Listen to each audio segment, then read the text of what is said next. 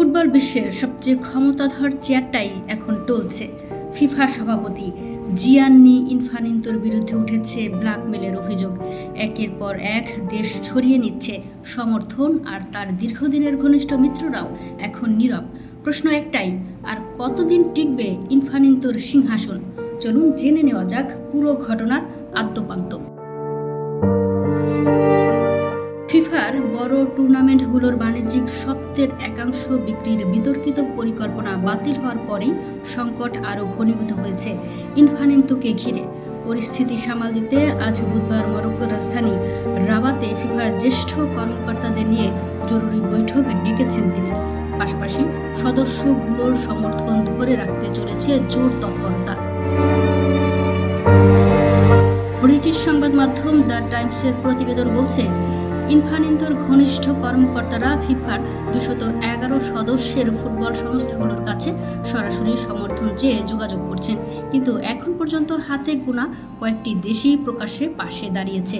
উদ্বেগের বিষয় হলো, ইনফানিন্তোর দীর্ঘদিনের মিত্র সৌদি আরবও এখন নীরব। এই সংকটের মধ্যেই গতকাল মঙ্গলবার এক বিস্ফোরক অভিযোগ সামনে আনেন জর্ডান ফুটবল অ্যাসোসিয়েশনের সভাপতি প্রিন্স আলী বিন আল হুসেইন। তার দাবি অনুযায়ী বিশ্বকাপ চলাকালে তাকে বার্তা দেওয়া হয়েছিল, ইনফানিন্তোর পুনর্নির্বাচনের সমর্থন দিলে জর্ডান ফুটবলের সমস্যাগুলো সমাধানে ফিফা এগিয়ে আসবে। প্রিন্স আলী এটিকে স্পষ্টভাবে ব্ল্যাকমেল বলে আখ্যা দিয়েছেন। সামাজিক যোগাযোগ মাধ্যমে দেওয়া বিবৃতিতে তিনি জানিয়ে দেন, আগেও তারা সমর্থন দেননি, ভবিষ্যতেও দেবেন না। প্রিন্স আলী আরও কিছু অভিযোগ তুলেছেন। গত ডিসেম্বরে কাতারে অনুষ্ঠিত ফিফা আরব কাপে রানার্স আপ হওয়া সত্ত্বেও জর্ডানের প্রাপ্য অর্থ এখনও মেলেনি। সাম্প্রতিক বিশ্বকাপে টিকিট থাকার পরও অনেক জর্ডান সমর্থক যুক্তরাষ্ট্রের ভিসা পাননি। এমনকি জর্ডানের প্রাইজ মানিও যুক্তরাষ্ট্রের করের আওতায় চলে গেছে বলে জানান তিনি। ফিফার অভ্যন্তর চাপ বাড়ছে ইনফানিন্তোর উপর। সংস্থাটির বৈশ্বিক ফুটবল উন্নয়ন বিষয়ক প্রধান আর্সেন ওয়েঙ্গার জানিয়েছেন, বিতর্কিত বিনিয়োগ পরিকল্পনা বাতিল করা ছিল একান্ত জরুরি, আর এই পরিকল্পনা সম্পর্কে তাকে আগে থেকে কিছুই জানানো হয়নি। একই সময়ে ফিফার মহাসচিব মাটিয়াস গ্রাফস্ট্রম কর্মীদের কাছে পাঠানো একই মেইলে সাম্প্রতিক ঘটনা প্রবাহকে দুঃখজনক ও নিন্দনীয় বলে অভিহিত করেছেন।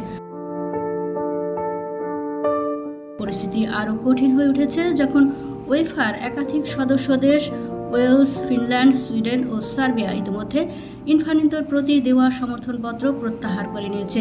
আগামী বছরের মার্চের রাবাতেই অনুষ্ঠিত হবে ফিফা সভাপতি নির্বাচন। তার আগে এই সংকট ইনফানিন্তোর রাজনৈতিক ভবিষ্যৎকে ঠেলে দিয়েছে গভীর অনিশ্চয়তার মুখে। ক্ষমতার মসনদে বসা সহজ, কিন্তু তা ধরে রাখা যে কতটা কঠিন, ইনফানিন্তোর বর্তমান পরিস্থিতি তার জ্বলন্ত উদাহরণ।